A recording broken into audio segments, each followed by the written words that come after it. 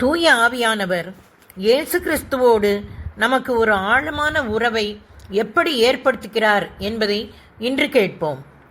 இயேசு கிறிஸ்துவை உங்கள் மீட்பராகவும் ஆண்டவராகவும் ஏற்றுக்கொள்ள செய்கிறவரே தூய ஆவியானவர். இயேசு கிறிஸ்துவை ஆண்டவராக நீங்கள் அறிக்கையிடுவதற்கு உதவி செய்பவர் தூய ஆவியானவர். உங்கள் வாழ்க்கையிலே இயேசுவை மகிமைப்படுத்துபவர் தூய ஆவியானவர். தூய ஆவியானவர் இயேசுவை பற்றி உங்களுக்கு போதிப்பது என்னவென்றால், அவர் கட்புலனாகாத கடவுளது சாயல், படைப்பனைத்திலும் தலைப்பேறு. ஏனெனில் விண்ணில் உள்ளவை மண்ணில் உள்ளவை, கட்புலனாகுபவை கட்புலனாகாதவை, அரியணையில் அமர்வோர், தலைமை தாங்குவோர், ஆட்சியாளர், அதிகாரம் கொண்டோர் ஆகிய அனைவரும் அவரால் படைக்கப்பட்டனர். அனைத்தும் அவர் வழியாய் அவருக்காக படைக்கப்பட்டன. அனைத்துக்கும் முந்தியவர் அவரே. அனைத்தும் அவரோடு இணைந்து நிலை பெறுகின்றன.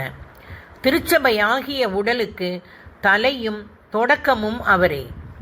எல்லாவற்றுள்ளும் முதன்மை பெறுமாறு இறந்து உயிர்த்தெழுவோருக்கும் அவர் தலைப்பேறு ஆனார்.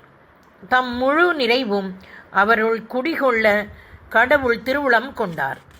சிலுவையில் இயேசு சிந்திய இரத்தத்தால் அமைதியை நிலைநாட்டவும் விண்ணில் உள்ளவை மண்ணில் உள்ளவை அனைத்தையும் அவர் வழி தம்மோடு ஒப்புரவாக்கவும் கடவுள் திருவுளம் கொண்டார். சிலுவையின் ஆசீர்வாதங்கள் நம் வாழ்விலே செயல்பட அது நம் வாழ்விலே கடந்து வரச் செய்பவர் தூய ஆவியானவர். ரொட்டியையும் திராட்சை ரசத்தையும் இயேசுவின் திருவுடலாகவும் இரத்தமாகவும் மாற்றுபவரும் அவரே. தூய ஆவி என்றும் உள்ள ஆவி. எனவேதான் இயேசுவின் வாழ்வை நம் வாழ்விலே உண்மையாக்க முடிகிறது. சிந்தப்பட்ட இரத்தம் நமது பரம்பரையிலும் கூட வல்லமை உள்ளதாக ஆக்க முடிகிறது. புனிதர்களுடன் உறவு. எனவே திரண்டு வரும் மேகம் போல் இத்தனை சாட்சியங்கள் நம்மை சூழ்ந்து நிற்க திருவிவிலியம் நம்மை சுற்றி மேகம் போல சாட்சிகள் இருக்கிறார்கள் என்று கூறுகிறது. மேகம் போல் சாட்சிகள் என்றால் விண்ணில் வாழும் கடவுளின் புனிதர்கள் ஆவர். திருவிவிலிய கூற்றுப்படி புனிதர்கள் நம்மை சுற்றி சூழ்ந்திருக்கிறார்கள்.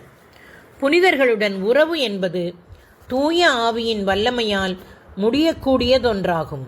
இந்த புத்தகத்தை எழுதும் வேளையில் எனக்கு என் நண்பரிடம் இருந்து ஒரு SMS வந்தது.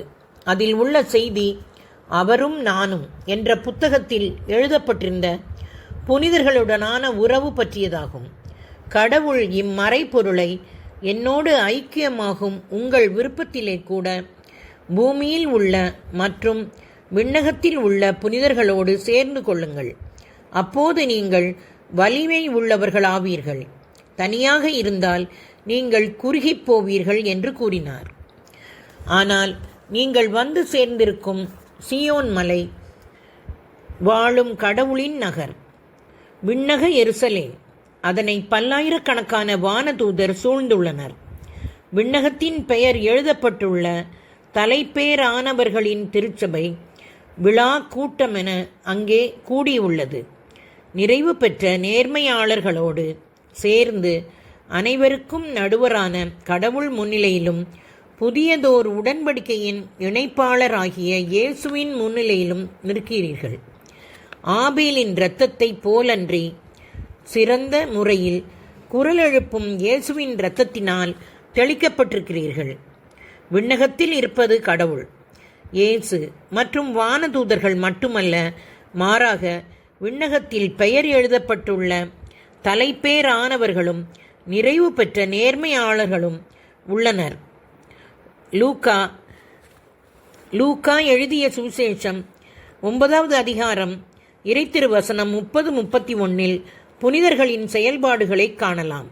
மோசே, எலியா என்னும் இருவர் அவரோடு பேசிக்கொண்டு இருந்தனர். மாட்சியுடன் தோன்றிய அவர்கள் எருசலேமில் நிறைவேறவிருந்த அவருடைய இறப்பை பற்றி பேசிக்கொண்டு இருந்தார்கள். இது இயேசு ஜெபித்துக் கொண்டிருந்த போது நிகழ்ந்தது. பேதுரு, யோவான் மற்றும் யாக்கோபு ஆகியோரும் அவர்களை பார்த்தனர்.